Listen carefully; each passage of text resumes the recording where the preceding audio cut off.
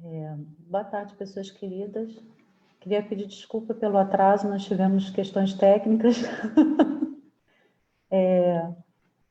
Infelizmente, esse momento é um momento complicado, e inclusive essas questões técnicas fazem parte do nosso novo normal, né? Enfim, estou aqui rapidinho para apresentar a nossa tarde, essa conversa que nós teremos à tarde, né? Eu sou a Virgínia Lousada, sou professora da Faculdade de Educação da UERJ Maracanã, e sou pesquisadora credenciada na linha Infância, Juventude e Educação do PROPED, né?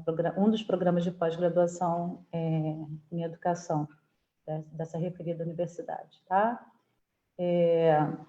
Eu coordeno o GEPAI. O GEPAI tem promovido uma série de debates sobre a questão da avaliação na e da educação infantil. E o GEPAI é o grupo de pesquisas, né? Grupo de estudos e pesquisas em políticas, avaliação em infâncias, né? Nós temos nos debruçado sobre essas questões. E hoje nós teremos um encontro assim, super legal.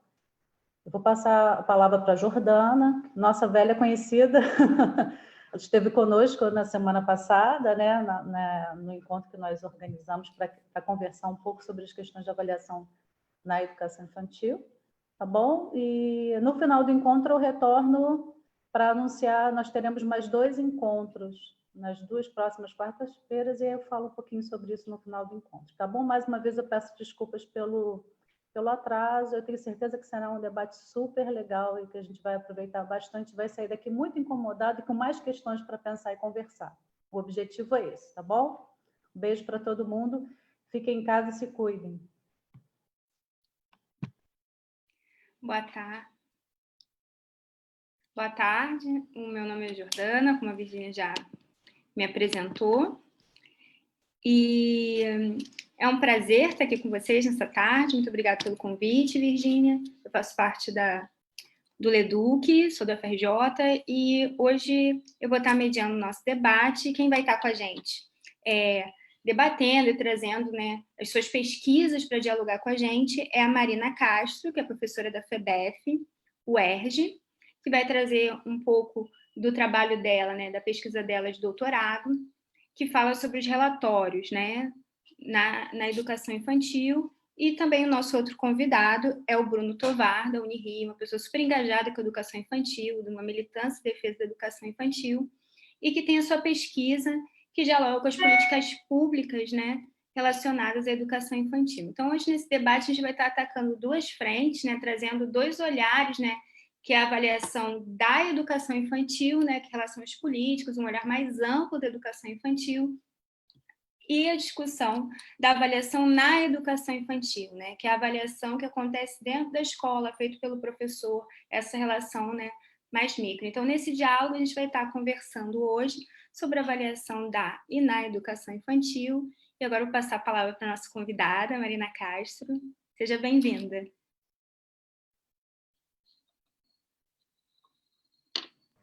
Oi, Jô. Tudo bem, Jordana? Tudo. Tá me ouvindo? Então, eu acho que a gente tinha combinado diferente, que o Bruno começaria. Não tem problema, é ao vivo é assim, a gente conserta. Ai, desculpa, me enganei. Não tem problema nenhum. Fazendo ao vivo é assim, trocar, entendeu? Então, agora, gente. Então, é o Bruno, né?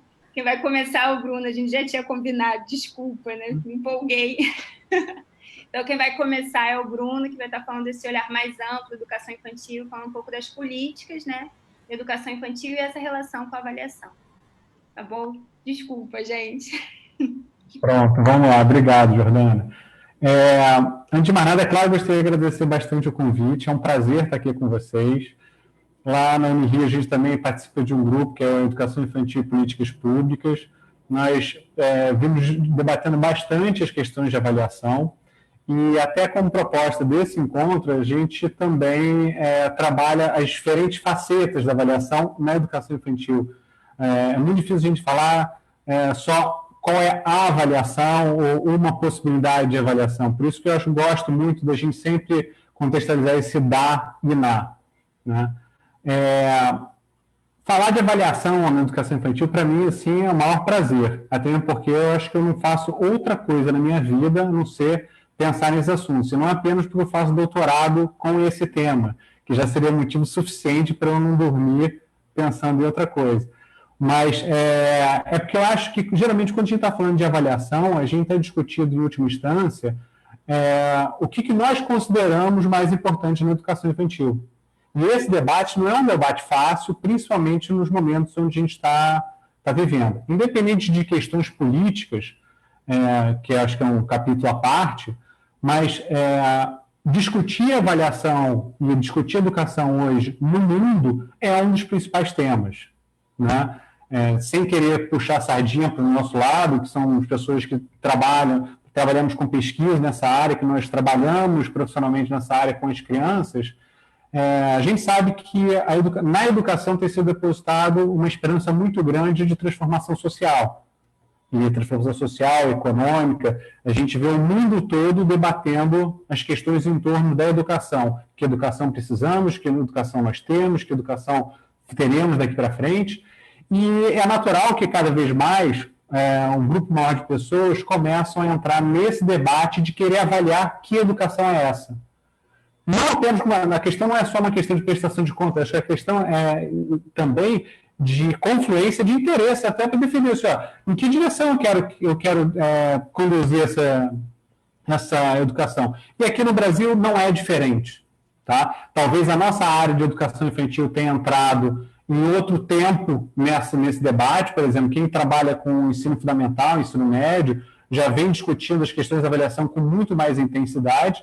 Na educação infantil é um tema que a nossa área vem se apropriando ao longo dos últimos anos, e eu acho que ainda tem um caminho muito grande de apropriação das diferentes possibilidades de avaliação e ampliar esse debate. Eu acho que é uma coisa que a gente precisa. Então, é um debate que a gente está fazendo que hoje eu vejo assim com muitos bons olhos, é muito rico a gente poder fazer essa troca, né? E agora, só para a gente não deixar assim tão amplo, quer dizer, como é que a gente pode inserir a avaliação da educação infantil no Brasil dentro desse contexto? Por exemplo, só para a gente ter algumas perspectivas, quando a gente fala assim, o mundo vem debatendo disso, independente de a gente ter praticamente todos os países hoje discutindo seus sistemas de ensino, a reforma dos seus sistemas de ensino, por diferentes naturezas, a gente tem objetivos, por exemplo, da ONU, que estabelecem até 2030 que a gente teria o equivalente, porque muda um pouco a nomenclatura de país para país, mas que a gente teria equivalente ao que a gente chama aqui de pré-escola universalizado. 2030 ela avalia, gente. Estão falando, isso é como um dos objetivos do desenvolvimento global da ONU, né? Então, é uma temática que provoca muito as pessoas olharem para a educação, e especificamente para a educação infantil. E esse debate tem, acho que, capta a gente, acho que mais recentemente, por duas grandes transformações. Uma é essa que eu estava anunciando, que é a questão do foco na educação como um vetor importante para a sociedade, que vem se intensificando ao longo das últimas décadas. E o outro é a questão do acesso, que não dá para a gente falar sobre avaliação, sobre educação, tudo mais, sem discutir acesso. Às vezes a gente olha muito recente na nossa história, assim, a gente olha os últimos anos, os últimos 10 anos, a gente não pode esquecer de coisas tão simples quanto, por exemplo, a nossa Constituição de 88 foi onde a criança se tornou uma cidadã de direitos. Antes disso, quer dizer, eu tenho um pouco mais do que a Constituição, né? Eu sou de 1976, e eu não nasci uma criança cidadã de direitos. A gente tá num processo importante de transformação, de construção. Agora, no início do século passado, a gente está falando assim, 1930, 1940, as pessoas que acessavam a educação formal, e aí vamos chamar de educação formal, estou estabelecendo assim, para ter uma referência, pessoas com 15 anos ou mais que frequentaram o ensino médio, por exemplo. Isso chegava só até 1/3 da população. A gente virou esse século, assim, início desse século, já com índices de cobertura muito diferentes. Algumas etapas, em algumas séries, a gente já está falando de bem próximo da universalização de 98%, e a nossa área de educação infantil, que até mesmo no início do século passado quase que você não se discutia, né, principalmente das crianças pequenas, hoje já tem uma cobertura de mais ou menos 30%, 32% para creche, se a gente olhar assim no Brasil como um todo, e 92% para pré-escola. Então, quer dizer, são transformações muito relevantes que fizeram com que a gente começasse a debater não apenas a necessidade de ter educação, mas que educação é essa que a gente está tendo, principalmente dentro das escolas, né? E esse debate não é um debate que a gente está inventando agora, né? É um debate que vem sendo posto há muito tempo. Você vê, na própria Constituição tem um artigo que o artigo define assim, sobre o ensino, como é que ele deve ser ministrado, acho que é 200 e pouco, 206, se não me engano, ele diz o seguinte: ele tanto equilibra as questões do acesso, que a gente tem que ter igualdade de acesso e permanência das crianças nas escolas, como a gente também tem que ter uma garantia de padrão de qualidade. O problema é que o problema também está nos detalhes. Que qualidade é essa? É esse o debate que começa a ser colocado cada vez mais intensamente para a educação infantil. O que a gente pretende com essa etapa da educação? E por que a gente tem se colocado a educação infantil cada vez mais no foco dessa discussão? Não é só porque a gente trabalha com a educação infantil, também porque esse debate não é só nosso. A gente tem que lembrar o seguinte: a educação infantil é a primeira etapa da educação básica. Se isso não foi no passado, já há muito tempo já assim não é. Então, ao entrar como a primeira etapa da educação básica, tem muitas coisas que eu acho que foram positivas e foram construídas com muita luta, muito esforço. Por exemplo, só para citar a inclusão da educação infantil na possibilidade de ser financiada dentro do sistema Fundeb, foi uma conquista inacreditável. Que inclusive os fóruns de educação infantil tiveram uma participação muito importante nesse tema. Os fóruns articulados individualmente, até junto na Constituição do MIEB posteriormente. Agora, além disso, além dela fazer a primeira parte, ela é compulsória a partir de 4 anos. Então, não é uma opção das pessoas botarem ou não botarem seus filhos a partir de 4 anos na escola. E mais, nós temos já instrumentos assim já há muito tempo, só para trazer por exemplo, o Plano Nacional de Educação de 2014, ele coloca para a gente metas muito arrojadas de expansão dessa rede de educação infantil. Então, a gente já sabe da universalização da pré-escola como meta, não apenas no Plano Nacional, mas já através de uma emenda constitucional já de 2009, que estabeleceu a universalização de 4 a 17 anos, mas nesse Plano Nacional de Educação fala concretamente da gente expandir a rede de creches de 30, hoje que está no patamar de 30 a 32, para chegar até 2024 com 50%. Isso, em outras palavras, é praticamente dobrar a rede de atendimento de creches. Está indo de 30% para 50%. Se fosse dobrar, literalmente seria 60%. Mas um esforço, vamos dizer assim, um esforço de investimento, não só financeiro, mas de dedicação, de controle, de implementação público disso, é de uma magnitude inacreditável. E a educação infantil, que a gente, às vezes, está muito acostumado, às vezes, talvez com o nosso microcosmo, a gente não pode esquecer do tamanho que ela representa nacionalmente. A nossa etapa de educação infantil, ela corresponde, só para vocês terem números macros, assim, eu estou arredondando, tá? Mas a gente está falando que são 9 milhões de crianças estudando educação infantil no Brasil. Isso equivale a 19% da educação básica, mais ou menos. A gente são 600 mil docentes na educação infantil. Né? Não estou falando de 600 mil profissionais apenas, estou falando especificamente docentes na educação infantil. Isso corresponde a 1/4, mais ou menos, de todos os docentes da educação básica.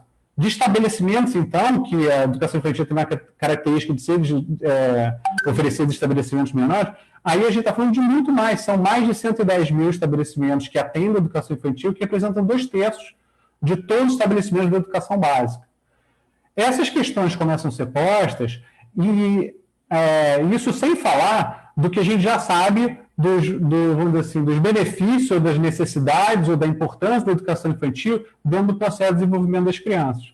Os economistas adoram até lembrar que é um dos melhores investimentos que se faz na educação, está na criança pequena como uma perspectiva futura. Mas a gente que trabalha com educação infantil sabe que isso é o menor de benefícios. Tem outros muito mais importantes de socialização, desenvolvimento humano, de construção de indivíduo, que é boa parte da linha que a gente defende na educação infantil.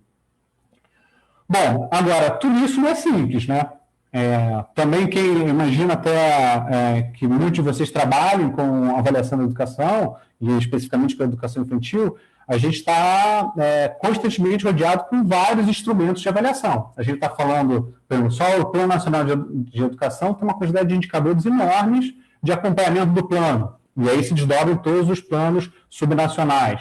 A gente tem alternativas muito interessantes de autoavaliação institucional. Especificamente na educação infantil, essa autoavaliação institucional já foi implementada em alguns municípios, e a gente tem experiências muito, muito legais, que dão para a gente uma visão das potencialidades desse instrumento.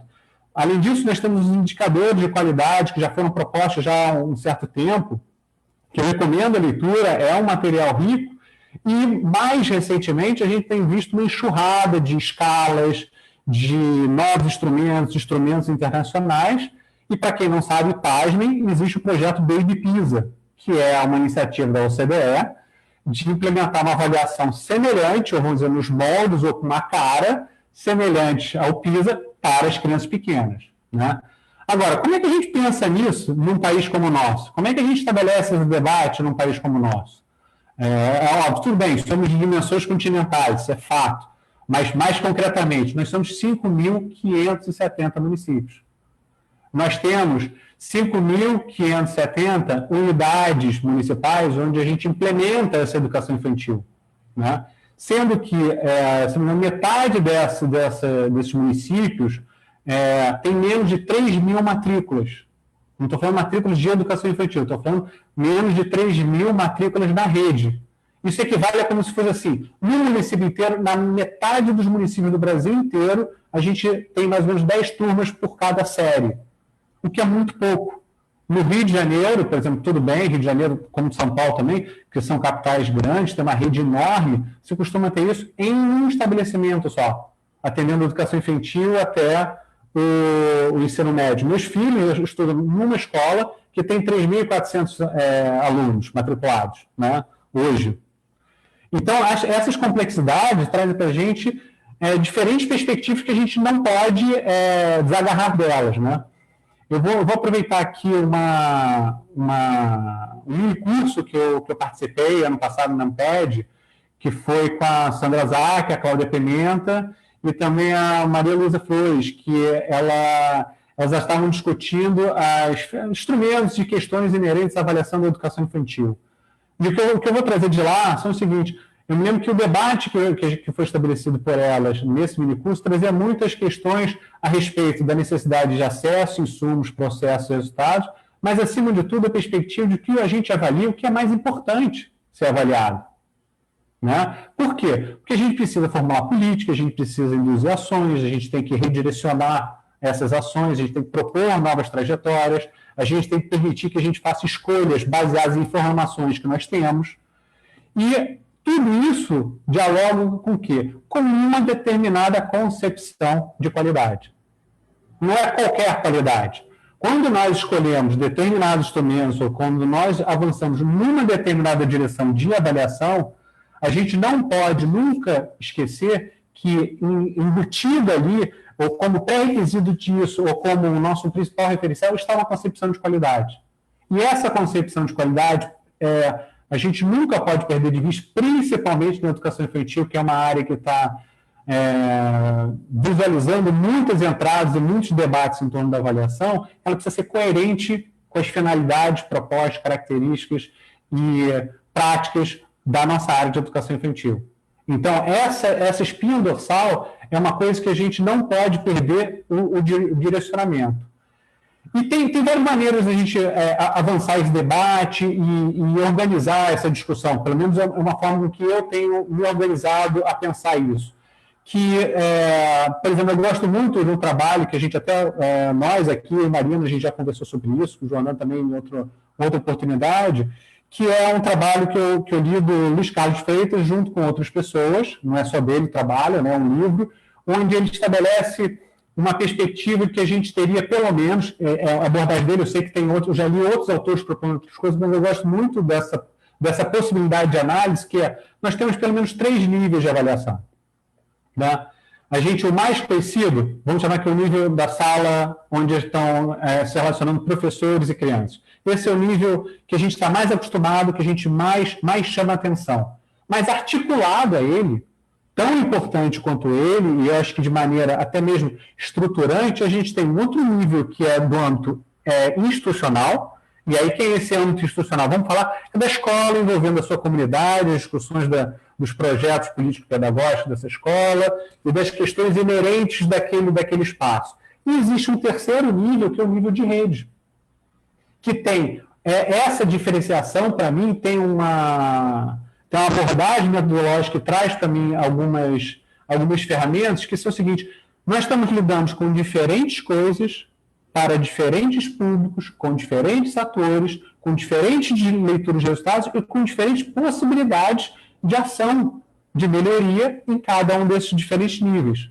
Então, um debate que eu acho que é interessante, quando a gente discute políticas de avaliação, quando a gente discute instrumentos de avaliação, é entender claramente o seguinte: a que se propõe esse determinado instrumento? Em que lugar ele ocupa dessa discussão? De que forma ele oferece instrumentos para a melhoria da educação e que qualidade ele está evocando, que tipo de qualidade, que tipo de perspectiva ele está trazendo para o debate. Hoje a gente vai estar falando talvez de dois pontos focais. Talvez a gente fale menos hoje da avaliação institucional, a gente pode entrar nele mais talvez no debate.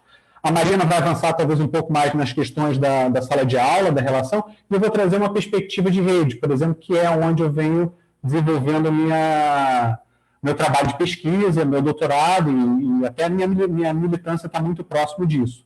Tá? Eu vou trazer duas perspectivas de trabalho, até para a gente não avançar muito no meu tempo, porque eu não gostaria de estourar os 20 minutos, senão o pessoal depois vai puxar minha orelha. Mas, por exemplo, quando a gente está falando de avaliação de rede, a gente pode simplesmente pegar um exemplo aqui, que são os indicadores de acesso, como eu estava citando anteriormente. Nos indicadores de acesso, a gente poderia simplesmente dizer o seguinte: temos 32% de acesso na creche e 92% da pré-escola. Agora, isso não traduz o que vem acontecendo nessa rede. Então, para a gente até mesmo discutir o acesso, que seria uma das pernas de discussão das avaliações, quer dizer, acesso, insumos, processos e resultados, se a gente for discutir o seu acesso, a gente precisa qualificar esse acesso.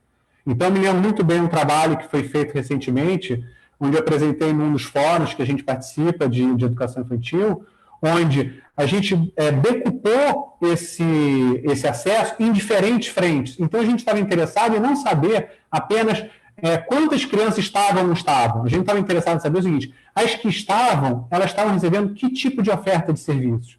E isso, vocês podem imaginar, variava enormemente. Desde, por exemplo, da oferta de serviços de espaços como se havia ou não havia sala de leitura, se havia ou não berçários, até mesmo a questão do tipo: existia alimentação disponível para essas crianças? Qual era a formação docente dos profissionais que atendiam a essas crianças? E tudo isso dialogando com o quê? Com a necessidade da gente estabelecer referenciais e informações que subsidiem ações direcionadas a uma determinada perspectiva de qualidade. É óbvio que todas as variáveis que a gente estudou são variáveis que a gente estava investigando a partir da nossa concepção de educação infantil.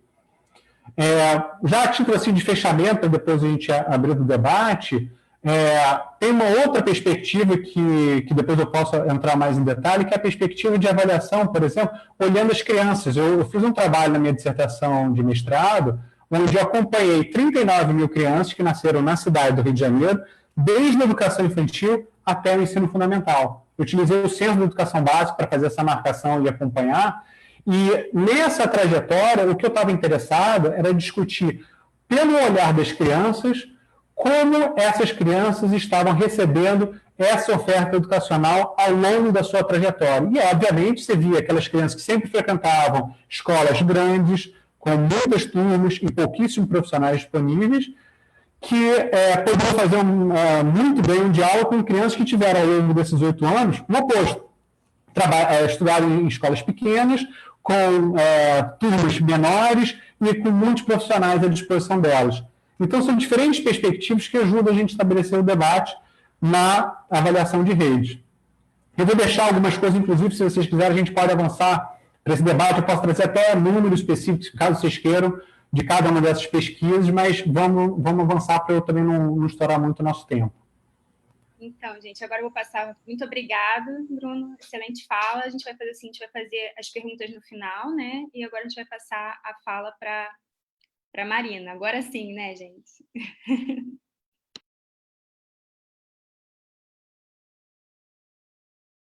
Marina, liga o som.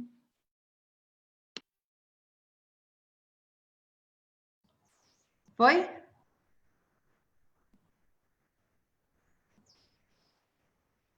Estão me ouvindo? Estamos ouvindo, pode falar. Então tá ótimo. Eu queria agradecer o convite da Virgínia e do grupo, né? É muito bom estar aqui nessa tarde, podendo compartilhar o que a gente vem estudando e pensando, né? Eu sou Marina, sou professora da Faculdade de Educação da Baixada Fluminense, a UERJ, em Caxias. Também sou integrante, como o Bruno, nós somos amigos e pertencentes ao mesmo grupo de pesquisa, né? O grupo Educação Infantil e Políticas Públicas, com a professora Maria Fernanda Nunes, lá na Unirio. Então, eu queria agradecer o convite, a Jordana fez a mediação, e espero colaborar com essa reflexão, com esse ciclo de debate. Antes de entrar assim, nessa discussão da avaliação, eu queria rapidamente assim, me solidarizar com as pessoas que sofrem com essa pandemia. Quem já me escutou, já bateu um papo comigo nesse momento, sabe que eu estou sempre começando desse jeito, porque eu acho que a gente não pode naturalizar, né, as formas que a gente está vivendo e se comunicando nesse momento, porque somos privilegiados, né, e a gente sabe que as crianças, né, os bebês e as crianças, grupos tão vulneráveis, né, que a gente vem se dedicando, sofrem muito, de uma forma muito drástica nesse momento de pandemia.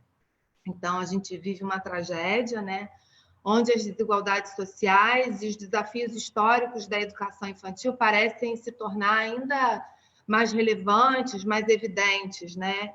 Então, enfim, é muito difícil, a gente está longe das pessoas que amamos, das nossas atividades laborais, dos nossos pares e colegas, né, presencialmente, né? Estamos inventando outras formas de estar juntos, né? Sofremos, né, com uma política de morte, com retrocessos significativos na educação, com a indiferença, né, de uma elite, enfim. O momento não é fácil. Mas é também um momento de possibilidade, é um momento de possibilidades e de pensar desvios, né, formas da gente caminhar coletivamente. Então, eu acho que essa iniciativa da Virgínia com seu grupo tem esse sentido da gente coletivamente pensar em formas de responder, né, às desigualdades sociais, por exemplo, que estão colocadas para as crianças, como o Bruno muito bem apresentou na fala dele, antes mesmo do nascimento delas, né, Bruno? Então, enfim, a proposta é a gente fazer essa tentativa de articular essas dimensões distintas da avaliação, que trazem especificidades, mas que trazem articulações, né? E que, quando a gente olha para essas avaliações nessa dimensão do contexto do cotidiano, a gente observa como as políticas elas ecoam nessas relações no cotidiano, interferindo nas práticas, nas relações e nos saberes dos professores. Então, essa é um pouco a proposta da minha fala, é focar no microambiente, no acontecer pedagógico e o efeito que a avaliação gera nas crianças, nas relações, né, do trabalho educativo. Então, para isso, gente, eu escolhi um breve recorte, né, porque a gente tem um tempo curto, a gente está valorizando o diálogo, né? Um breve recorte da minha tese, né? Eu fiz doutorado na PUC com a orientação da professora Sônia Kramer. Foi uma pesquisa que se realizou aqui no Rio de Janeiro, num EDI, num Espaço de Desenvolvimento Infantil, um equipamento, né, público de atendimento às crianças pequenas. E o meu objetivo foi analisar concepções de avaliação que se expressavam nas práticas, naquele contexto, né, no contexto da creche, com as crianças de 0 a 3 anos, considerando os sentidos que os profissionais produziam para aquele ato de avaliar e as condições dessa produção, tá? E foi tarefa da minha pesquisa de doutorado analisar um conjunto de documentos que normatizam, né, que orientam o trabalho educativo realizado nas creches e pré-escolas. E eu hoje aqui vou trazer um documento, vou fazer uma breve apresentação desse documento para falar exatamente isso, de como a dimensão das políticas podem ecoar nas práticas institucionais. Então, aqui eu estou compartilhando dessa concepção que compreensão que o Bruno apresentou, né? Entendendo que esses documentos eles são produções históricas e sociais que marcam essas instituições, revelam tensões, contradições e questões do campo da educação infantil, né? No caso da cidade do Rio de Janeiro. Mas antes de falar do documento, eu queria dizer que essa análise não é uma análise simples, ela é uma análise complexa. O que eu estou dizendo aqui, eu não estou afirmando que as minhas hipóteses e questões que eu vou compartilhar com vocês, elas se materializam no cotidiano, são questões para a gente pensar. Esse movimento é complexo, ele não é linear, e não retira dos professores e das crianças a capacidade de invenção, de criação e de ressignificação nesses contextos institucionais. Então, eu queria falar rapidamente desse documento. É um documento que foi produzido, elaborado pela Secretaria Municipal de Educação do Rio em 2013, com o título Avaliação na Educação Infantil. Traz um diálogo claro, em consonância com os marcos legais, com os documentos orientadores, né? Traz um referencial teórico atualizado sobre o campo de avaliação na educação infantil, tem um cuidado de produzir fios e elos entre os documentos que a prefeitura produz. Ele menciona discussões e reflexões que estão colocadas em outros documentos também, e traz essa dimensão da avaliação da educação infantil como uma tarefa complexa, que tem a criança como ponto de partida, né? Que deve olhar para a criança nessa perspectiva integral do seu desenvolvimento, né? Respeitando as suas especificidades, a sua forma singular de ser e estar no mundo, né? Nesse contexto coletivo. E aí faz algumas marcações teóricas muito importantes para a gente pensar a avaliação na educação infantil, como, por exemplo, quando eles vão falar do desenvolvimento infantil numa perspectiva integral, eles vão frisar a necessidade da gente não olhar de forma hierárquica entre as dimensões do desenvolvimento das crianças e pensar esse desenvolvimento de forma contextualizada, né? Trazem uma dimensão política e ética do ato de avaliar, né? Falando que a gente tem, na avaliação, a gente tem um compromisso de melhorar a vida das crianças, a vida das pessoas que estão envolvidas nessa realidade institucional, recusa modelos, fichas padronizadas como uma resposta que não seria a mais adequada para pensar a avaliação na educação infantil. Tem um aspecto muito interessante, que nem está aqui no meu esboço, que eu lembrei agora, que é quando eles falam, por exemplo, que a gente deve, nessas avaliações, não enfatizar o que as crianças não sabem, ou seja, não tomar a criança como esse sujeito da impotência, né, do não saber, mas pensar, né, que caminhos que as crianças estão assumindo para a construção do conhecimento, né, que pistas que elas estão nos dando, né? Então, chamam a atenção dessa necessidade de coletivizar as avaliações, de tornar ela pública, né, de ser algo acessível às famílias, de ser um instrumento de reflexão da prática do professor, né, e também de ser algo de partilha com as crianças, né? Apresentam, já mais para o final do documento, uma discussão de caminhos diferentes para essa avaliação, falam de portfólio, documento, e trazem uma crítica a um modelo que é muito recorrente na educação infantil, que é o que a gente conhece como checklist, que é aquela lista de características do desenvolvimento infantil, da reação das crianças, né? Que a gente vai ticando. Ela sabe ou ela não sabe? Ela está apta ou não está apta? Ela consegue ou ela não consegue, né? Numa perspectiva muito simplista e dicotômica para pensar a experiência educativa das crianças, né? E eles vão valorizar isso. A gente precisa privilegiar as relações das crianças, a sua participação nesse mundo de cultura, né? Enfim. Então, o documento caminha nessa direção. Contudo, entretanto, em algum momento desse documento, são apresentados anexos. E esses anexos nos trazem uma reflexão, parece que interessante, dentro dessa proposta que o Bruno nos apresentou, de pensar essa articulação entre essas dimensões. Um primeiro anexo, se se eu não... eu reli algumas partes do documento, mas não reli inteiro. Se eu não estou errado da ordem, o primeiro anexo é uma espécie de guia de observação, é até um documento que é construído tendo como referência um documento de uma universidade pública aqui do Rio de Janeiro, para pensar um roteiro, né, de observação. Em seguida, existem 2 anexos que são anexos que vão estar indicando um formato com um conjunto de questões para a produção dos relatórios individuais e de grupo, né?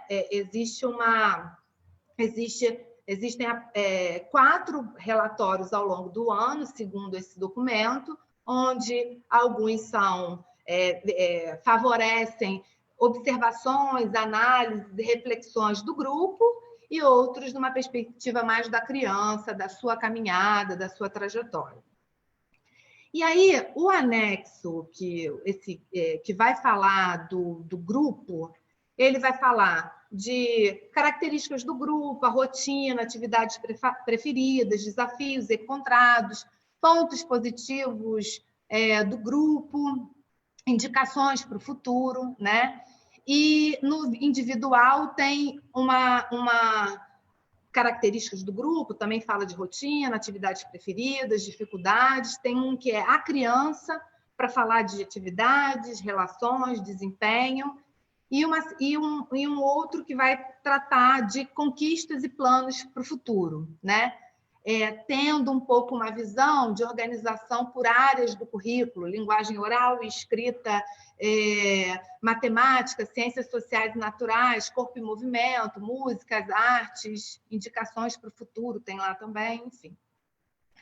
Então, ainda falando desse anexo, me parece que há uma cisão muito significativa da construção argumentativa e teórica ao longo do texto para a organização desses anexos, numa tentativa de, possivelmente, de colaborar com a construção desses relatórios, né? Parece que a discussão de avaliação, a ideia de tomar essa experiência de escrita do relatório como uma experiência autoral, intelectual, de construção de hipóteses, de partilha, né, de coletivizar as experiências educativas das crianças, parece que isso se fragiliza, né?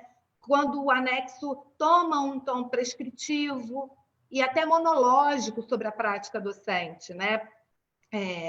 Tem uma hora que eles vão falar de indicações para o futuro e tem uma questão que eles apresentam numa página lá, que eu até anotei aqui, que eu queria partilhar com vocês. Está escrito assim, é a página 43, quem tiver o documento e tiver vontade de olhar.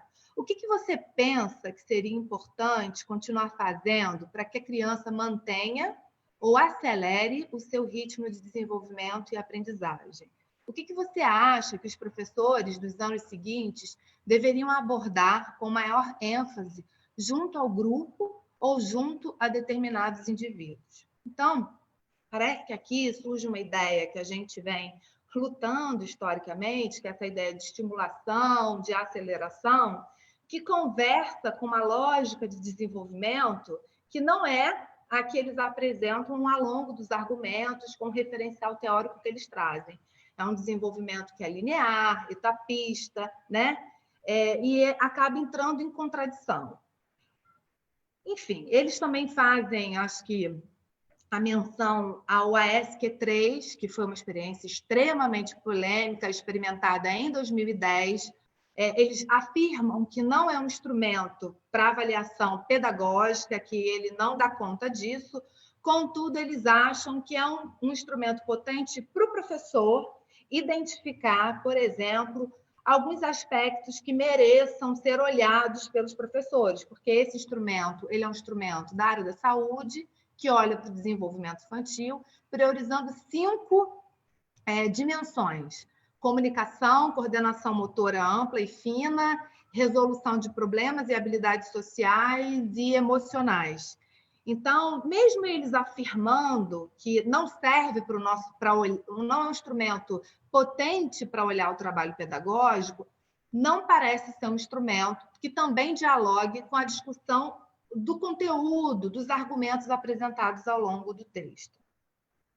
Então, aí agora eu queria colocar perguntas para caminhar mesmo assim, fiz uma lista de muitas questões para partilhar com vocês. Eu fico me perguntando, né, se existe um esforço claro, né, dentro do material, da gente superar uma lógica classificatória, né, de enquadramento das crianças numa perspectiva de desenvolvimento linear, que não alcança a potência e a pluralidade das experiências infantis, né? E há uma tentativa da gente de resistência a essa noção de avaliação pré-fabricada, né? Que lá do formato da lista, do checklist que eu tinha falado, né? Que olha a capacidade das crianças de forma isolada, descontextualizada, né? Tem uma tentativa de objetivo de medida, né? Tem uma coisa de medir ali, né? E aí eu fico me perguntando, né?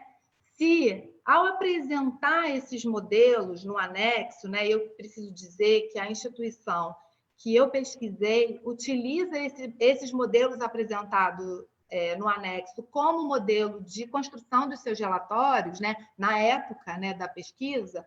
A minha pergunta é como que esses modelos conseguem colaborar com o rompimento e consolidação de instrumentos de avaliação que traz as crianças e os adultos como autores do processo. Isso é uma primeira questão, né?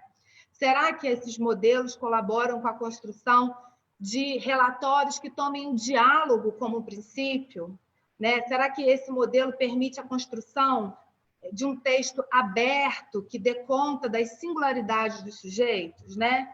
E aí a gente entra também num tema muito importante, que é o tema das condições de produção desses relatórios. Quais são as condições de produção? Quais são as oportunidades de partilha do texto? Qual é o lugar que os professores vêm ocupando no diálogo com esses documentos e propostas que chegam? Como os profissionais têm se apropriado desses materiais? Que sentidos eles atribuem à ideia de qualidade e avaliação do trabalho com as crianças, né? Então, as condições institucionais, elas devem garantir ao professor, né, a reflexão do seu próprio fazer. Mas eu acho que além disso, né, que no momento que garante institucionalmente essa possibilidade de reflexão a partir desse registro, né, de um trabalho de documentação, que é um trabalho extremamente complexo, a gente acaba mobilizando concepções, né, criando consensos do qual é o trabalho da educação infantil, o que a gente está entendendo como qualidade, e a gente valoriza o papel desse professor, né? Um professor que se torna, passa a ser olhado como um intelectual, autor do seu próprio trabalho, que acolhe a subjetividade, o diálogo, que é tão necessário para a educação infantil.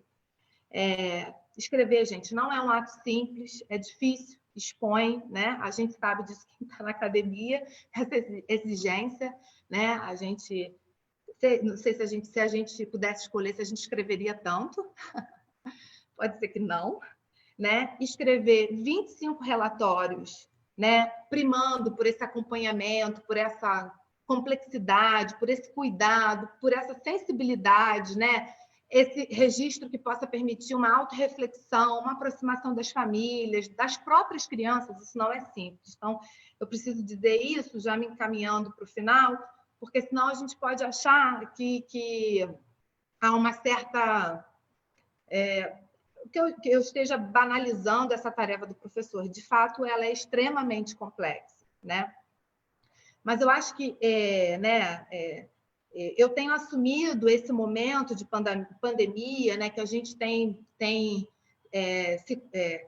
emergido para a gente no nosso cotidiano diferentes desafios, uma possibilidade da gente olhar para as nossas contradições e para os nossos desafios. E eu acho que a formação e a possibilidade de estar no coletivo, estudando, repensando, é uma grande oportunidade da gente olhar para os nossos documentos, por exemplo, as diretrizes curriculares nacionais de educação infantil, o que está colocado lá, o que é essa avaliação na educação infantil, que sentidos são esses, né? Não basta a gente dizer que a gente já fala, né? Não se retém na educação infantil. A gente sabe Mas o que é esse trabalho? O que é documentar? O que é fazer um relatório? A gente precisa, né? E estudar esses documentos nos permite assumir, né, uma visão democrática, aberta, sensível à pluralidade, né, coerente, por exemplo, com as concepções que estão lá nas diretrizes, né, princípios, desculpem, éticos, estéticos e políticos, né, que reposicionam o adulto, o profissional e a relação educativa, né? Eu escrevi um monte de coisa, mas eu vou parar por aqui, porque eu acho que eu já cheguei no fim. E eu vou terminar com uma citação da Micarello, que eu gosto muito, que ela fala que avaliar é o exercício de um olhar sensível e cuidadoso ao outro, ou dito de outro modo, é parte do exercício de amorosidade que o ato educativo encerra. É desse exercício do olhar e da escuta que caracteriza a prática de avaliação na educação infantil. Obrigada, gente. Então, muito obrigada, Marina. Fala incrível de vocês dois. Um prazer estar com vocês nessa tarde. E aí agora eu vou trazer algumas perguntas, né, dos nossos participantes, né, que estão nos assistindo. E gostaria de dizer que está aberto, né, também para fazer mais perguntas. Quem quiser botar sua pergunta lá nos comentários, a gente vai estar anotando e depois vai estar trazendo aqui para os nossos palestrantes. Então, eu vou trazer as perguntas. Eu vou fazer um bloco de 3 perguntas, porque nós temos muitas perguntas. Nós temos mais de 6 perguntas, então eu vou fazer um bloco de 3 e depois eu faço mais 3 para os palestrantes para eles irem, né, respondendo, porque senão ficou uma enxurrada de questões, né? Então, eu vou separar em 2 blocos e vou anotando as perguntas que vierem. Talvez, gente, não sei se vai dar para contemplar todas as perguntas, mas vamos fazer o máximo possível para contemplar todas as questões trazidas. A Ana Ferreira pergunta o seguinte: para educação infantil de qualidade, para ser educação de qualidade, vocês acreditam que a redução do quantitativo de crianças de turma é fundamental? Para a turma é fundamental? A Roselina Marques pergunta: as concepções de avaliações e avaliação da qualidade, níveis de avaliação, nesse retorno das atividades, qual posicionamento os professores devem ter relacionado à forma avaliativa dos alunos? Quais demandas de déficit são esperadas e, consequentemente, não devem ser cobradas? Essa é uma questão que já surgiu no último debate, perguntando como ser feita nessa avaliação pós-pandemia, né, e durante a pandemia, né, uma questão que a gente já tem discutido, já tem colocado, né, e que vou passar essa batata quente aí para vocês, porque eu acho que é uma questão muito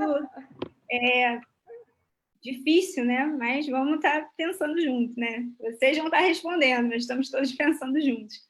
Cláudia Pimenta queria agradecer a presença da professora Cláudia Pimenta, é um prazer, me sinto lisonjeada, né, li a sua tese, né, tê-la aqui conosco. E ela pergunta: para o momento do debate, comentar sobre a portaria 458/20, sobre o novo SAEB e a invisibilidade da educação infantil no âmbito federal, por favor. Então, daqui a pouco eu trago mais 3 perguntas, né, e vocês podem ficar à vontade, trazendo suas questões, que nós vamos estar anotando e depois fazendo outro bloco de mais 3 perguntas. Você começa, Bruno? Posso começar, até para você poder dar uma respirada, que acabou de falar que né, é justo, né? Eu respeitei o tempo? Espetacular. Então tá. Foi ótimo, respeitou o tempo. Todo mundo muito comportado aqui. Vamos lá. Eu gostaria de comentar mais claramente sobre 2 questões aqui. Uma eu só vou dar um comentário mais tangencial, assim.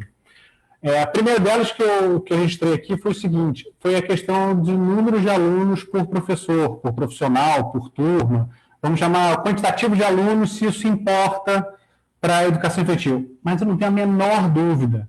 E não é uma questão eu acho que só de opinião, assim, não é porque não é o que eu acho por uma experiência só. A gente tem uma quantidade razoável de pesquisas e estudos que mostram o quanto isso é um fator que impacta a oferta, a qualidade do trabalho realizado das crianças com o profissional. Eu acho que só quem não entrou numa sala de aula com criança pequena sabe, ou melhor, só quem não entrou que não vai ter ideia da dificuldade que é de tratar isso. Eu vou dar um exemplo de cunho particular, pessoal. Eu me lembro quando meu filho era pequenininho, eu tenho 2 filhos, eu me lembro nitidamente a professora ia fazer uma festa e ia levar todas as crianças numa van para jogar bola. Aí veio a professora com 20 crianças de mão dada, era uma professora só, ela chegou para mim e disse assim, toma, agora está com você. É muita gente. E essa realidade que eu estou falando, meio brincando aqui com vocês, que era uma situação totalmente fora de contexto, imagina atender crianças pequenas, a gente, especificamente na cidade do Rio de Janeiro, outro dia a gente estava num debate, e as pessoas estavam falando que você tem de 27, 28, chegando até 30 em casos extremos, de crianças por agrupamento, por turma. Você não consegue dar jeito.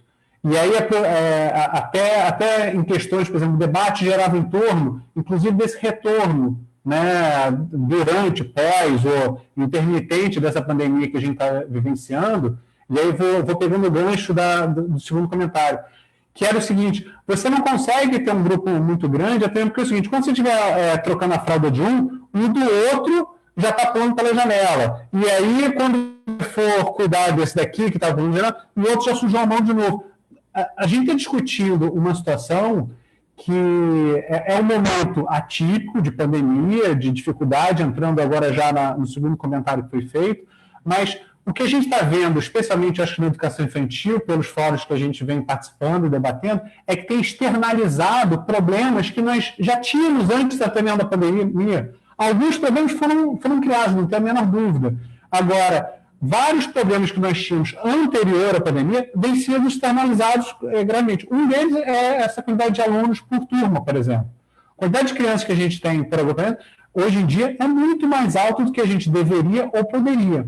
A gente tem um problema de normatização disso também, porque se você for olhar algumas normativas, alguns municípios estão dentro de determinados normativos, esse normativo não é igual para todo o país, mas essas normativas, muitas vezes, são muito, não são pertinentes a um trabalho que é feito com a criança dentro da sala de aula. Então, isso é um problema.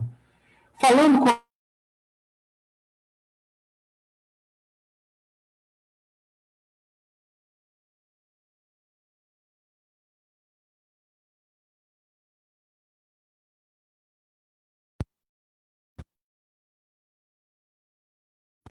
só eu que caiu, vocês caíram também?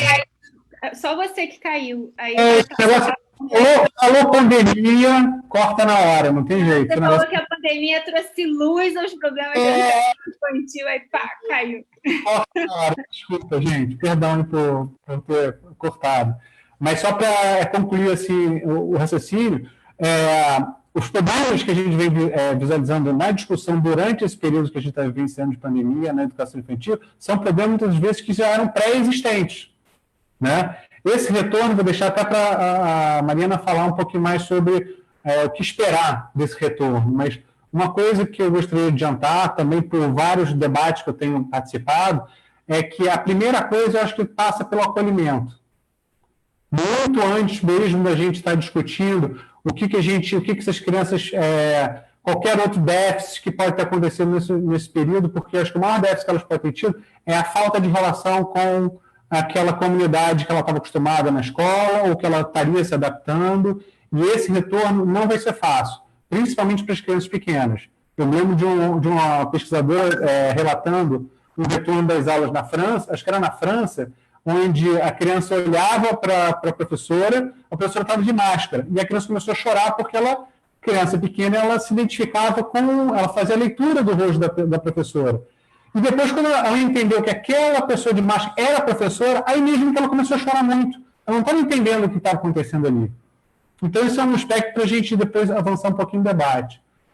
Com relação à pergunta da Cláudia, e aí eu dar um grande abraço aí para a Cláudia, que eu gosto muito dela, inclusive foi a pessoa que eu citei agora há pouco, não sei nem se a Cláudia já estava aí com a gente, mas A Cláudia fez pergunta até de novidade de mês passado, é assim. Olha, que beleza! Então, justamente a Cláudia que estava fazendo um mini curso na Amped, que eu citei um pouco mais cedo, eu não vou entrar especificamente dentro do assunto do SAEB, porque até, se não me engano, isso vai ser um assunto que vai ser melhor explorado por esse ciclo de debate mais na frente. Mas eu vou falar sobre a invisibilidade da educação infantil, vamos dizer assim, no âmbito federal. Nós tivemos uma reunião em agosto desse ano, num fórum de educação infantil, para discutir, quer dizer, o tema era quais são os desafios que nós teríamos para 2020. Óbvio que a gente não imaginava a pandemia, porque isso daí foi na primeira semana de março, e a gente elencou o que tinha acontecido na educação, voltada para a educação infantil, nos últimos 12 meses, mais ou menos, final de 2018 e 2019. Foi surpreendente o que a gente começou a levantar. Em primeiro lugar, quando você pensa que, porque todos nós que estávamos ali presentes eram pessoas que são bastante engajadas e acompanham bastante o que está acontecendo na educação infantil, mas quando você pensa que você sabe o que está acontecendo, você toma um susto por levantar o que de fato está acontecendo. Eu acho que a gente pensa na invisibilidade, eu acho que não é essa invisibilidade que pode ser colocada, não é um apagamento só, não é visibilidade na perspectiva assim de, olha, eu estou colocando lá. Na verdade é o seguinte, é o lugar que se quer colocar a educação infantil, que é de invisível, em vários aspectos. Né? E esse invisível, quando a gente traz essa palavra, me lembra muito uns problemas que a gente vem vivenciando, que é de que forma a educação infantil está sendo atropelada de forma avassaladora, justamente pela prática mais escolarizante que a gente sempre lutou contra, que é a prática escolarizante que vem descendo cada vez mais. E, novamente, sem entrar muito no SAEB, mas quando a gente pensa numa avaliação anual de alfabetização, por exemplo, que é uma das questões que está aí na marca do gol, se a criança começa a ser avaliada, se tem que estar alfabetizada com 6 anos no primeiro ano fundamental, daqui a pouco não, a gente já está vendo o respaldo disso para as discussões do que a gente vai ter que fazer na educação infantil para já encaminhar elas semi-prontas para o 6º ano, com 6 anos no primeiro ano fundamental. O Plano Nacional do Livro Didático, que eu sei que é outro tema também importante aqui para a gente debater nesse ciclo e outros, é um que a gente vem discutindo. Quer dizer, hoje a gente está discutindo material didático para a educação infantil. Então, eu acho que não é nem retrocesso, eu acho que a gente está indo assim, a passos largos para perspectivas, a gente está retornando para uma etapa que a gente nem estabelecia mais como debate. Né? Marina, vamos lá, porque senão eu ocupo muito tempo aqui. Marina. Só um detalhe. A Cláudia pediu para você falar o nome daquele documento que você fez aquela análise na sua fala. Tá, vou falar. A avaliação na educação infantil foi publicada em 2013. Na época da tese, eu fiz a análise desses documentos final de 2015 e início de 2016, e eles estavam disponíveis numa espécie de blog, junto com outros, né, que tem um que fala sobre planejamento, tem as orientações que são mais famosas, eles estavam disponíveis. Eu acredito que a gente consiga achar pelo Google. A Virgínia está falando aqui que no Rio educa, então tem uma dica aí. Vou começar pela Cláudia mesmo. Assim, eu, particularmente, eu não tive tempo de me aprofundar. O novo SAEB parece que é de 5 de maio, parece que vai se tornar anual, tem muitas questões, mas eu ainda não tive tempo de ler assim, quais são os desdobramentos para a educação infantil, por exemplo. Eu não tive ainda a oportunidade, acho até que é uma questão para o campo da educação infantil, porque é uma coisa que acabou de sair do forno para a gente olhar e coletivamente discutir. Mas eu realmente não tive tempo de eu tenho uma pasta no computador das coisas que eu tenho que ler, está lá, mas ainda não cheguei lá nessa discussão. Acho que o Bruno falou muito bem da questão da redução do quantitativo. Esse tem sido um indicador recorrente no debate sobre a qualidade dos espaços, né? Pensar em avaliação na educação infantil requer da gente pensar na qualidade desses espaços, dos materiais, ou seja, qual é a qualidade das oportunidades que são oferecidas para as crianças. Isso tem a ver com os espaços, com os materiais, com os objetos, né? Então, o tema da avaliação, ele passa por muitas questões, né? E pensar nesses materiais, em como eu disponibilizo, como eu organizo, tem a ver também com o quantitativo, né? Porque como eu faço a disposição espacial, o que eu penso para as crianças, tem a ver também com uma questão numérica, né? Da relação adulto-criança. Então, acho que esse é um tema antigo, né? Que eu acho que, de alguma forma, ele vai aparecer com ainda mais força após pandemia, que a gente vai ter todo um protocolo sanitário que a gente vai ter a obrigação de seguir, como é que a gente segue o protocolo, né, pensando qualidade das relações num espaço pequeno. Se já não era bom, agora esse tema vai parecer ainda mais urgente de debate, né? Então, acho que essa é uma questão importante. A pessoa fala de retorno e fala de déficit, e eu achei essa questão muito boa. Por quê? Né? Assim, quando a gente fala de retorno e a gente está fazendo perguntas do tipo assim,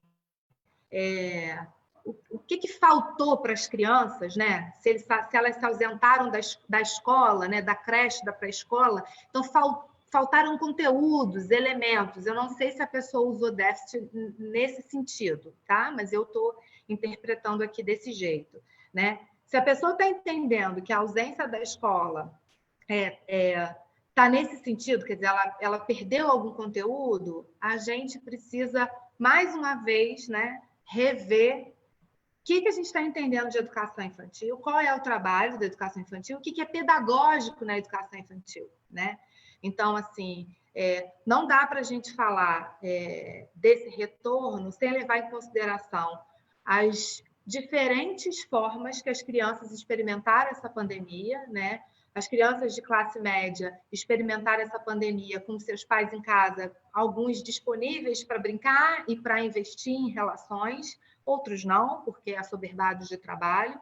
E muitas crianças de classe populares estão sozinhas em suas casas porque seus pais precisam continuar trabalhando para a sobrevivência. Então, assim, pensar o retorno e pensar em possibilidades de construção de proposta pedagógica, de possíveis elos sobre essas experiências educativas, do sentido da pandemia na vida objetiva e subjetiva das crianças, a gente precisa partir do contexto, né? A gente vai precisar fazer uma coisa que é escutar as crianças de uma forma muito, muito especial, né? Esse vai ser, né, um centro da organização desse retorno, pensando esse microambiente. A gente precisa escutar as crianças, né? E a participação infantil, que é um direito das crianças, tem sido um grande desafio, né? A gente está ainda muito distante. A gente tem diferentes estudos que mostram, né, a invisibilidade das crianças e a impossibilidade delas de participação, de interferência. Então, acho que, nesse momento, a gente vai precisar se organizar, né, enquanto adultos comprometidos com a infância, comprometidos com o trabalho, a partir do que as crianças vão dizer para a gente, que sentidos elas estão produzindo sobre isso, né? Agora, entender como déficit, eu não sei se a gente pode, né? Porque a gente precisa, né? E aí, voltando a uma coisa que eu disse, né, da pandemia como uma possibilidade de aprofundamento de debates que são nós históricos da educação infantil, a possibilidade da gente discutir a identidade da educação infantil, o que é pedagógico na educação infantil. Parece que hoje é um momento oportuno, porque isso se torna ainda mais um desafio ainda maior. Obrigada, Marina. Acho que foi, sim, esclarecedora tanto da Marina quanto do Bruno. E agora a gente vai trazer um bloco de mais 3 perguntas, né? E uma delas é a Patrícia Freitas pergunta: importante pensar a qualidade da educação infantil, mas o que significa essa qualidade da educação infantil, né? O que significa essa qualidade da educação infantil? E a Ingrid Vieira traz uma outra pergunta. Essa pergunta, já vou adiantar, que é o tema da nossa próxima live, com a presença da professora Clarissa Corsino, que vai estar discutindo, e mais uma outra convidada, surpresa ainda, que também é maravilhosa, que vai estar discutindo com a gente, que a Ingrid diz: li que o MEC, em abril, fez uma audiência sobre a aquisição do material para educação infantil junto com editoras. O grupo já tem algum posicionamento sobre esse tema? Então, só um comentário. Na verdade, já saiu o edital do PNLD, né? Sobre o livro didático para educação infantil. Então, o negócio é mais tenso do que a gente imaginava. Já é realidade, Jordana. Já é realidade. Já é real, né? Não é mais só audiência, né? É real. E que... Não é para eu responder, mas é que é um movimento que a gente já vê há muito tempo, né? Talvez a gente teve antes um PNLD que buscava uma pegada mais de literatura infantil, mas via também o movimento das prefeituras comprando material didático já faz um tempo para a educação infantil, que não é só o livro, né? É todo um kit que ingessa esse professor, né? A outra pergunta é da Ana Ferreira. Ela pergunta o que vocês diriam sobre a inclusão da música, do profissional de música, da arte na educação infantil. E a Marta Solange, ela faz um bloco de perguntas. Então, eu vou dizer as perguntas dela, que são perguntas dela, que são muitas, tá? Que ela pergunta: avaliação, se fala muito de avaliação da educação infantil, porém, através do censo, se tem uma contabilidade de crianças presentes nas creches, mas sabemos que tal avaliação não pode se levar em conta quando há crianças que só comparecem nas creches porque os familiares são interessados em levá-las durante um período de tempo muito curto, só para não perderem os benefícios. Como fica a avaliação dessas crianças? Achei um excelente debate. Muito obrigada. Ela também pergunta: nós trabalhamos em creches, sabemos que a avaliação é feita através de diagnósticos. Será que esse diagnóstico dará realmente uma avaliação mais cautelosa dessas crianças? Sua fala, eu acho que ela está falando da Marina, foi muito importante quando se fala em família. Porém, temos muitos familiares que não têm uma cultura e nem conceitos de família. Como podemos trabalhar com esse conceito com esses familiares? Então, gente, fiquem à vontade em trazer suas questões. Acho que nós temos mais um bloco, né? Jordana, eu tive dificuldade de anotar todas as questões dessa resposta. Você tem como sintetizar só as perguntas dela? Eu peguei a coisa da família e me perdi. Sim, ela quer saber como é que fica a avaliação das crianças da creche, já que muitas vezes elas ficam num tempo muito curto na creche, né, que as famílias deixam pouco tempo. Então, eu queria saber como é que fica a avaliação dessas crianças que ficam pouco tempo na creche, e se esse diagnóstico dessa avaliação, que ela usa a palavra diagnóstico, dará uma avaliação cautelosa dessas crianças. E a outra pergunta que ela coloca é que muitas vezes as famílias que frequentam as creches não têm cultura e nem o conceito de família. Então, eu queria saber como trabalhar esse conceito de família, né, com esses familiares. Bruno? Vamos dividir também, eu acho que tem assuntos que você pode avançar mais, eu falo da... talvez eu comece e depois eu passo a bola para você, Marina. Ótimo. Primeiro é o seguinte, quando eu pergunto assim, que qualidade, né? Que qualidade a gente pensa e evoca quando fala da qualidade na educação infantil?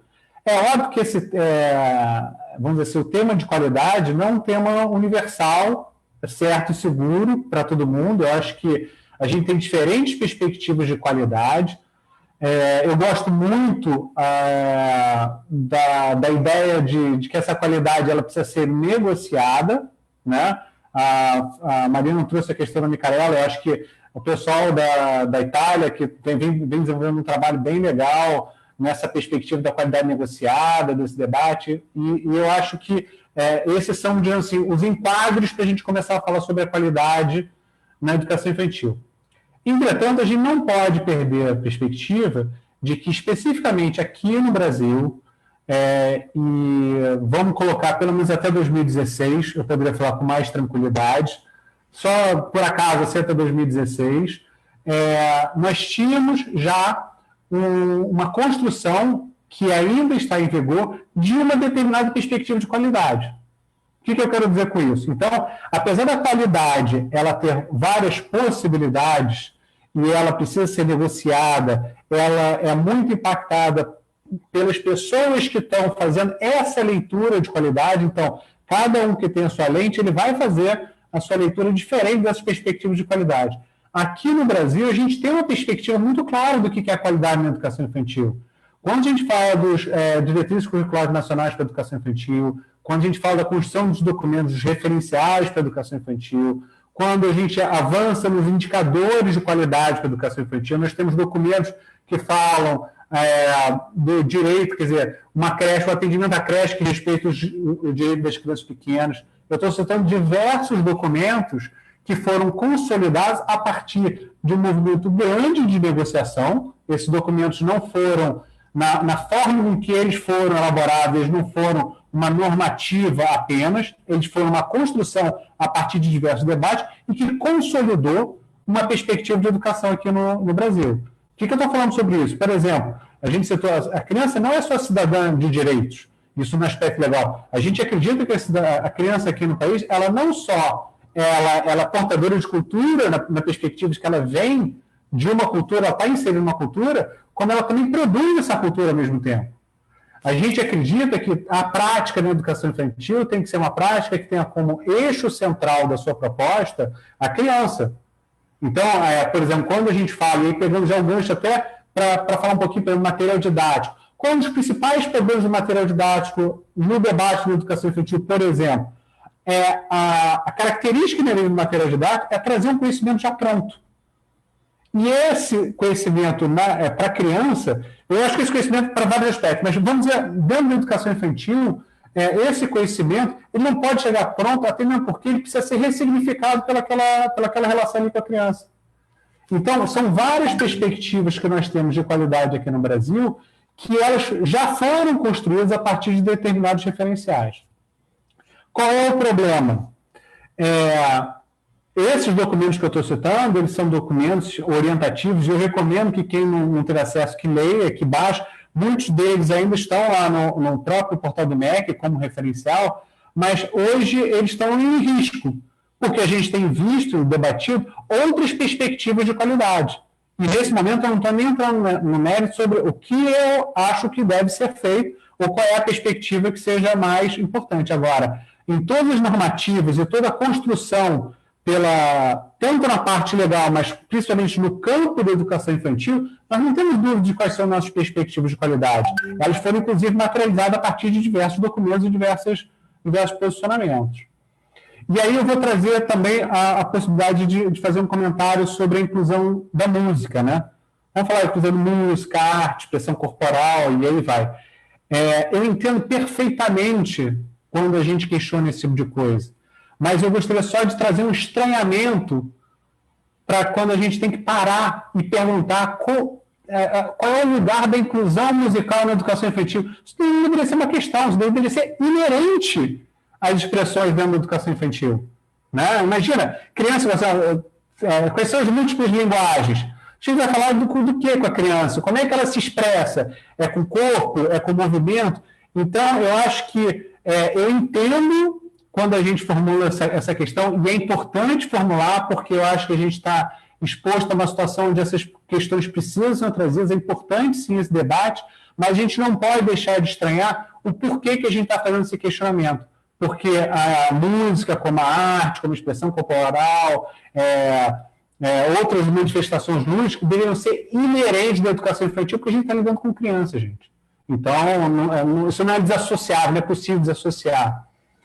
Nas questões, por exemplo, da avaliação e da frequência creche, eu gostaria de deixar um pouquinho para você, Marina, até para não entrar muito na tua área, que acho que você fala com muito mais propriedade que eu sobre esses temas.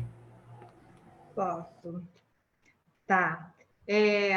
Sobre a questão que vai falar do material didático, né? Só para a gente lembrar, assim, né, que tem uma crítica ao material didático que tem a ver com financiamento, com disputas, com tensões que estão colocadas, que a gente não pode ser ingênuo e de se posicionar, né? Que existem aí tensões e questões importantes das editoras que a gente do campo da educação precisa saber disso, né? E pensando o material didático como uma proposta para o trabalho com as crianças, ele parece, no mínimo, contraditório se a gente está falando de que a criança ela é o centro irradiador do trabalho, né? Que é nesse processo de relação que a gente inventa e constrói essa proposta, né? Então, o material didático, aí tem estudos, e aí vai ter gente aqui que eu sei que vai ter aqui gente espertíssima, maravilhosa para falar disso, que é uma discussão desse conteúdo e desse formato, dos problemas que tem desde a forma e do conteúdo, né, questões estéticas, enfim, muitas questões que atravessam o material didático, mas assim, o que eu quero destacar que é de uma contradição do que a gente tem entendido que é o trabalho com a educação infantil. Se a gente tem pensado, se a gente tem lutado, militado por experiências amplas, abertas e plurais, né? Até que ponto o material didático nos permite isso, né? E eu vou repetir uma frase que a Patrícia Corsino, que foi uma pessoa querida na minha vida, que me orientou no mestrado, né? É uma pessoa querida na minha vida, que fala para mim que material, para mim e para um monte de gente, que material de criança pequena é literatura infantil de qualidade.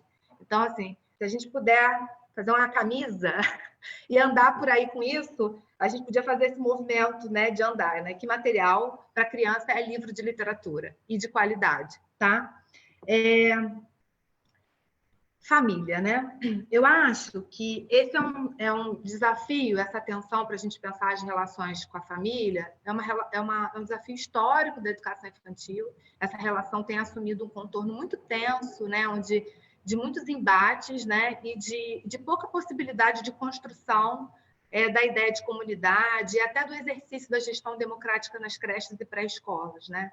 Esse é um tema pouco discutido, mas quando a gente entra no cotidiano da creche, da pré-escola, a gente percebe o tamanho dessas tensões, né? Que começam desde do acolhimento das crianças logo no início, né? Quando elas entram, e ele vai se encaminhando por diferentes momentos ao longo do ano, né?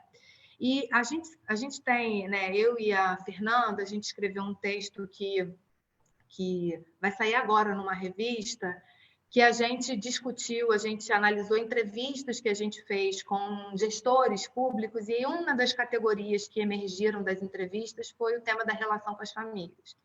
E a gente percebe que, mesmo com todo o avanço legal e do entendimento que a gente tem consensuado, que essa relação ela é fundante, porque é a partir dessa relação que a gente constrói o processo de formação da criança, mesmo a gente tendo esse entendimento no âmbito legal e teórico, a gente ainda não conseguiu transpor isso para a prática, né? O que a gente observa é a manutenção de um olhar extremamente preconceituoso e desigual, né? A gente ainda tem referências do campo de uma psicologia, né, de uma leitura jurídica e médica, alimentando concepções extremamente preconceituosas da família, né, principalmente com a mulher, com a mãe, né? Esse é um tema, né? Essa mãe que eu trabalhei na Rocinha há muito tempo, em creche comunitária, foi um lugar muito especial na minha vida, e eu lembro assim de como que era difícil essa coisa da mãe que estava desempregada e que deixava na creche, né? De como era um tema de muitos diálogos entre a gente, né? De entender a creche como direito da criança, né? E eu acho que a pandemia traz a urgência de uma aproximação com a família que a gente nunca viu. A gente vai ter que aprender a se fazer comunidade com essa família, né? E aprender a entender que a escola tem uma responsabilidade de cuidado com as famílias. A gente precisa também cuidar das famílias e a gente precisa também assumir que a gente tem responsabilidade com elas. Isso não significa, de forma alguma, que a gente vai abandonar os nossos princípios, as nossas apostas, o que a gente acredita para a educação infantil para incluir as famílias, mas uma ideia de construção coletiva, que não é fácil, que é tensa, que se dá no embate e que é longa, que é uma caminhada. Então, hoje, eu acho que esse conceito, essa ideia de família, né, a gente tem, principalmente do campo da psicologia social, atualizado essa discussão, e a gente não tem uma ideia de uma única noção de família, e sim muitos modelos possíveis de família, né? Discutindo e problematizando como que essa noção de família ela carrega muito preconceito, né? Então, e como a gente, na escola, reproduz esses discursos de preconceito. Então, acho que a pandemia traz uma urgência, que é uma de aproximação com as famílias, de construção de um trabalho coletivo e de cuidado com as famílias, que às vezes a gente está tão num terreno de bélico com as famílias, que quando eu falo que tem que cuidar da família, eu sinto que quase me arranham, porque é isso, a gente está numa situação de muita tensão, mas a gente precisa cuidar. Como que a gente vai cuidar? Que caminhos a gente vai pensar, né, no nosso espaço profissional, dos caminhos e das demandas, quem são essas famílias, quais são as necessidades e demandas, mas a gente tem responsabilidade com elas, sim. E, por fim, a coisa do diagnóstico, né, do tempo curto na creche. A avaliação, ela tem um compromisso de contar uma história que vai ter ênfases, interpretações, leituras, né, diálogos, interlocuções. E é a história possível da criança, né, da gente contar essa trajetória, né, das suas conquistas, dos seus desafios, das suas invenções, das suas participações, né?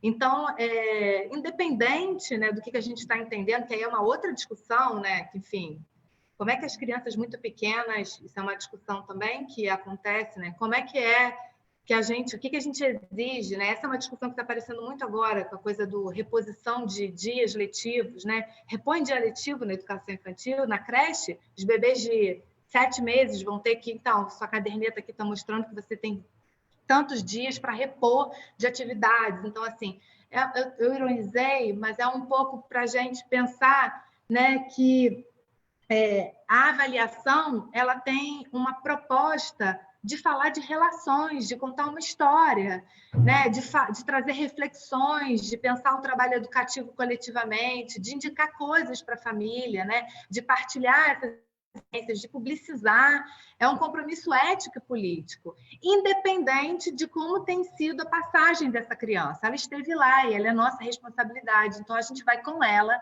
para ela, contar uma história. Marina, obrigada, fala excelente, muito ponderada, e eu acho que foi super ao encontro das questões, né, e das demandas, Bruno também. E a gente tem mais uma última pergunta, e eu gostaria que vocês respondessem essa pergunta e depois encaminhassem para o final, né? A pergunta da Thaisa Martins, que ela pergunta: qual tipo de avaliação vocês consideram mais adequado, especificamente para a creche, de 0 a 3 anos? Posso começar? Pode. Eu acho que isso daí, a resposta que eu fico pensando assim em relação a esse tema, vale não só para creche, para pré-escola também. Eu acho que não é uma questão só da creche. Pegando o gancho que eu estava trazendo da minha fala inicial, eu acredito primeiro que não é uma avaliação, acho que a gente precisa de algumas avaliações. Entendo perfeitamente também que quando essa pergunta é feita, eu estou pensando especificamente qual avaliação talvez estivesse a serviço do professor, do profissional que estivesse diretamente com as crianças, né? Pensando dentro daquelas perspectivas de 3 níveis, por exemplo, como uma possibilidade de abordar dessas avaliações, eu não tenho a menor dúvida que, se eu estiver falando sobre avaliação de rede, de ensino, eu não tenho a menor dúvida que a gente precisaria de fazer a avaliação da oferta, acima de tudo. A gente precisaria saber quais são as condições de serviço mesmo, o que a gente está oferecendo para os profissionais e para as crianças que estão nessas creches, por exemplo. Então, a gente está falando de infraestrutura, a gente está falando de material, a gente está falando de espaço, a gente está falando de aparelhos como, por exemplo, se tem parquinho, se não tem parquinho, se tem berçário, banhos adaptados para a educação infantil. Não tem a menor dúvida que a gente está falando disso, por exemplo, dessas condições de oferta.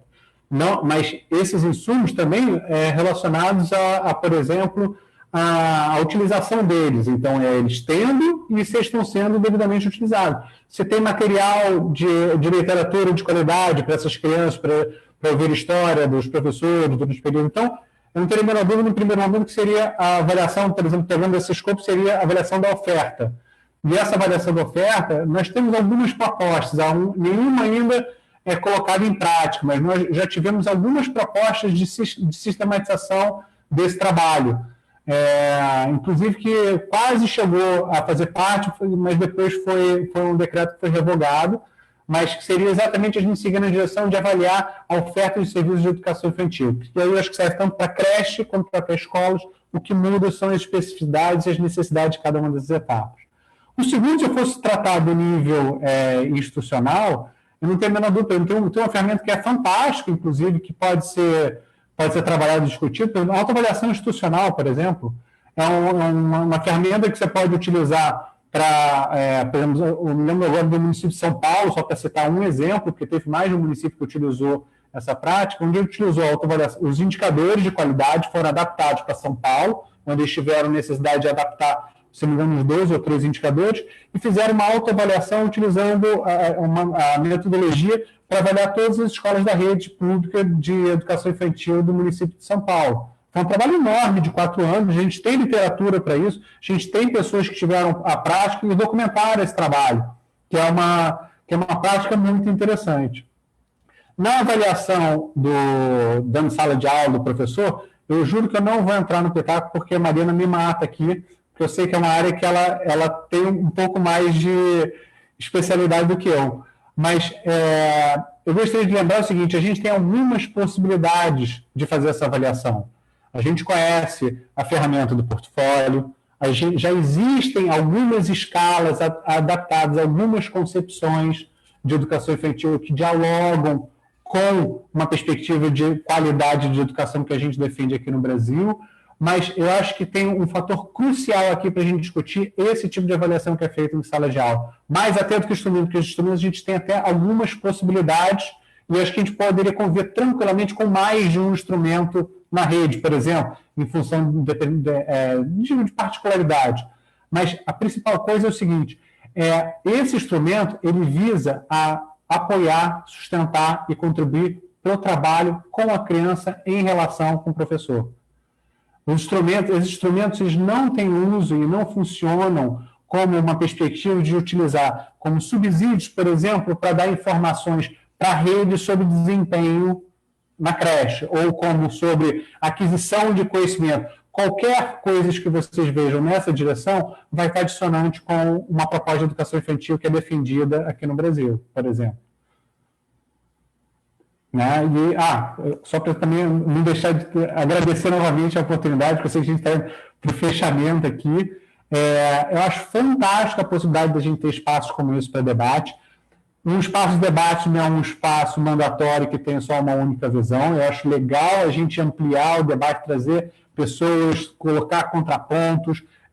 Eu pude acompanhar um pouquinho o chat, é muito interessante você ver que tem pessoas com interesse e trazendo outras perspectivas. Agora, a iniciativa da gente estabelecer um ciclo de debate e que tenha a avaliação como uma possibilidade, olha, é um prazer enorme estar aqui com vocês. Fico muito satisfeito, agradeço a Virgínia, toda a equipe de GEPAI, a Jordana e, obviamente, a Marina, aí, minha parceira, que a gente está sempre juntos em vários aspectos, né, Marina?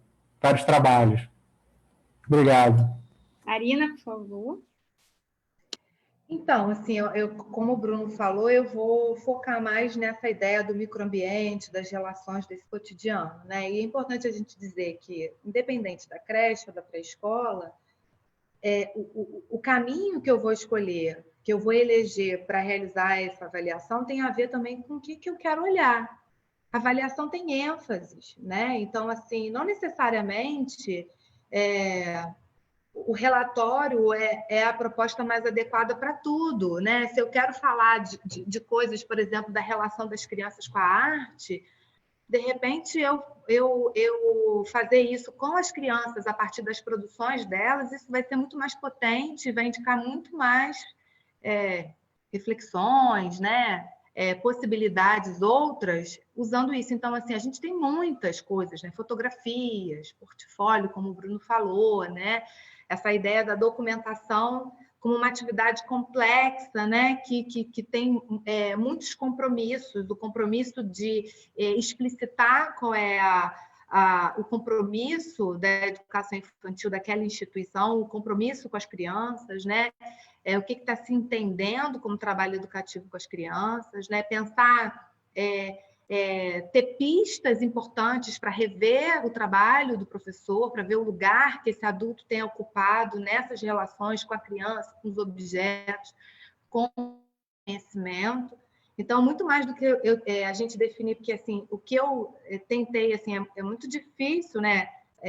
Esse formato, né, de não ver algumas pessoas só e não ver as pessoas, porque você tem, né, a pessoa tem uma reação, aí você vê que o que você falou não ficou muito claro. A minha tentativa na minha apresentação era exatamente trazer esse professor como um sujeito autor do seu próprio trabalho, autor na construção dessa prática avaliativa, entendendo que é uma prática que é no coletivo. Então, assim, existem muitos caminhos, mas tem a ver com as ênfases, com as necessidades, com esse coletivo, né? E o mais importante é que é um processo, né, de muito cuidado, de sensibilidade, que demanda estudo, que demanda o encontro com seus pares, a partilha, né, desses desafios, né, de como organizar essa avaliação, de como explicitar o que se deseja explicitar, né?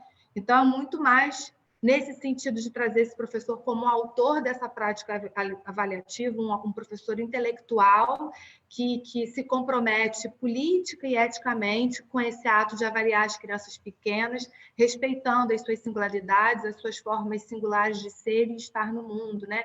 Entendendo a criança como um sujeito, uma pessoa que está com a gente de forma solidária, inventando esse mundo, né? Então, eu queria muito agradecer, pedir desculpas se em algum momento não fui claro o suficiente, enfim, mas me colocar à disposição. Eu e a Virgínia fazemos parte da mesma universidade, né? Pensar em possibilidades de diálogo para a gente estar juntas mais vezes, né?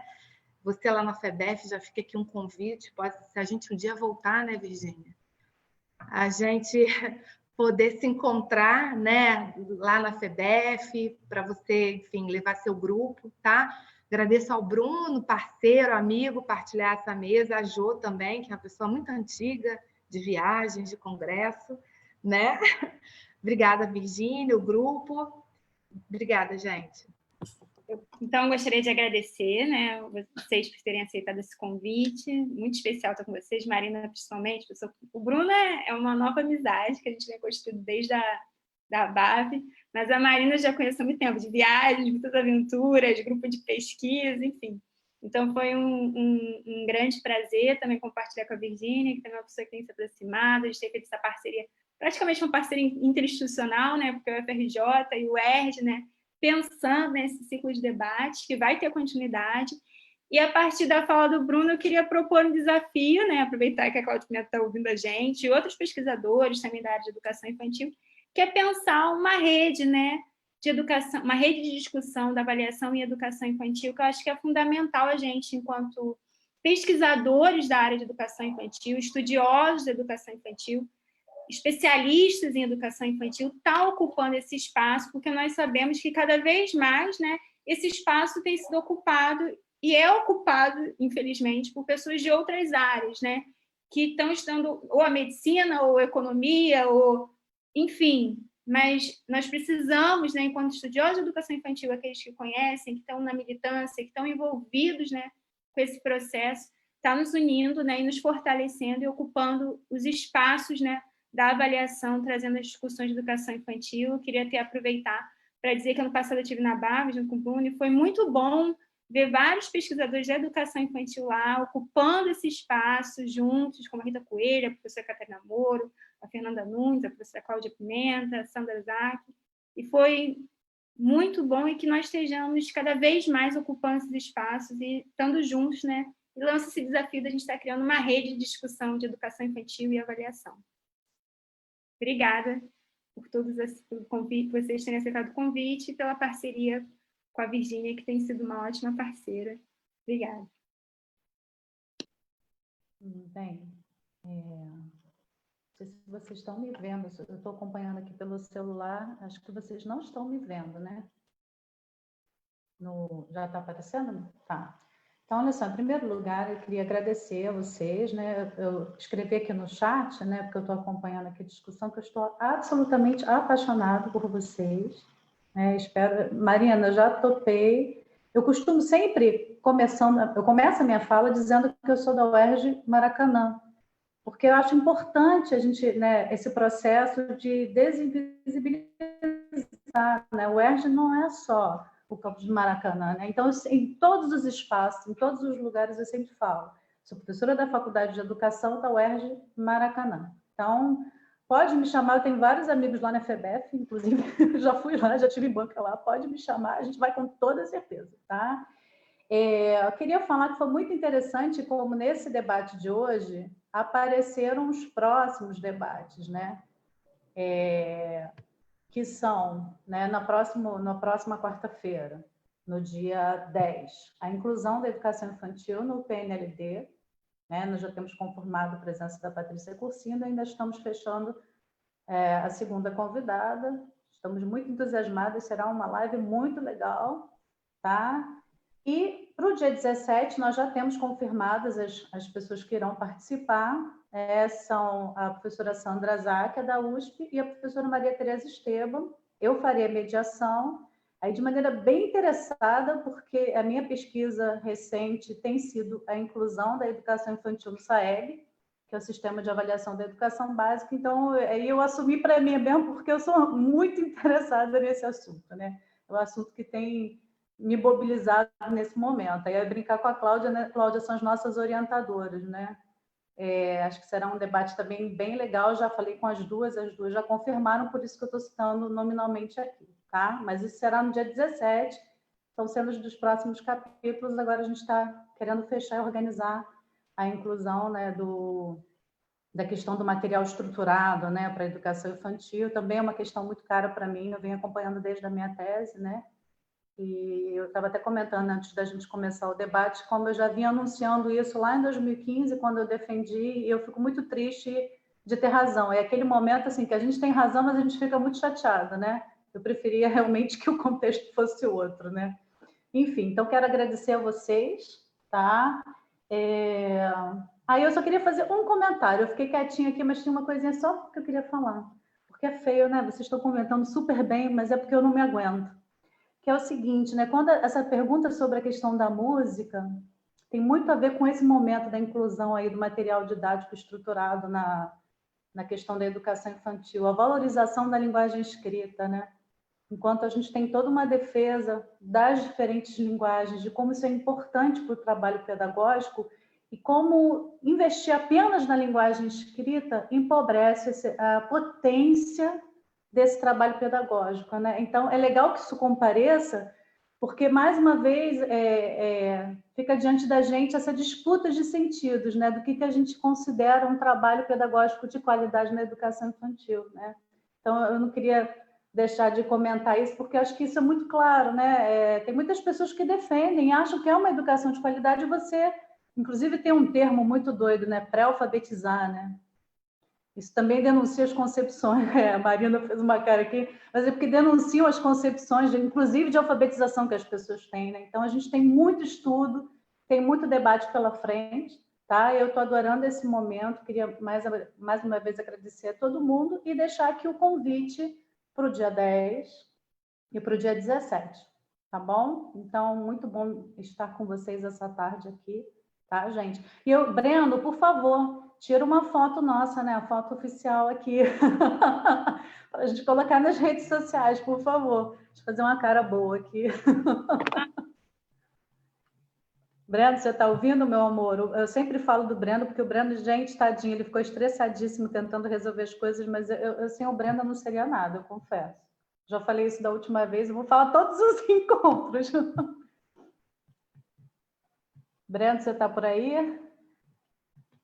Não sei se ele está por aqui, mas acho que não sei se o que está acontecendo. Eu queria um print, né? Bom, você pode tentar, Bruno? Bruno, eu não ouvi o que você falou. Eu printei. Já printou? Mas a gente não ficou com cara esquisita, não, porque às vezes a pessoa printa a gente, aí está com a boca aberta. Não fala nada, é um print, não é milagre aqui, eu não sei o que... mas vamos fazer um print organizado agora, intencional, que a gente está sabendo, aí ninguém vai ficar com aquela cara... Eu já saí nos prints assim de cara aberta, de boca aberta. Deixa eu ver o que aconteceu com o print. Peraí, não. Peraí, tem que ver. Tá bom. Quer que eu compartilhe? Por favor, faz uma intencional agora, planejado, já que a gente está falando de avaliação, né? Que é processo pedagógico intencional e planejado, então vamos fazer um intencional e planejado. Então, vamos lá, concentra todo mundo que eu vou tirar uma aqui agora. Hein? Quando é 3, 2, 1. 3, 2, 1. Deixa eu ver como é que ficou. Parece foto, né? Fiquei com o maior cara de foto 3x4. Não, ficou bom, gente. Ficou bom. Ficou legal. Tá bom, então, meus queridos, muito obrigada, tá bom? E agora a gente tem os nossos contatos, né? Vamos trocar essas figurinhas aí, vamos visibilizar essa sugestão da Jordana, que é show de bola, assina embaixo, tá bom? Legal, beijo para todos, se cuidem, tá bom? Fiquem em casa, não é uma gripezinha, tá? Se cuidem e cuidem de quem vocês amam também. Beijo. Tá bom, beijo, tchau. Tchau, tchau.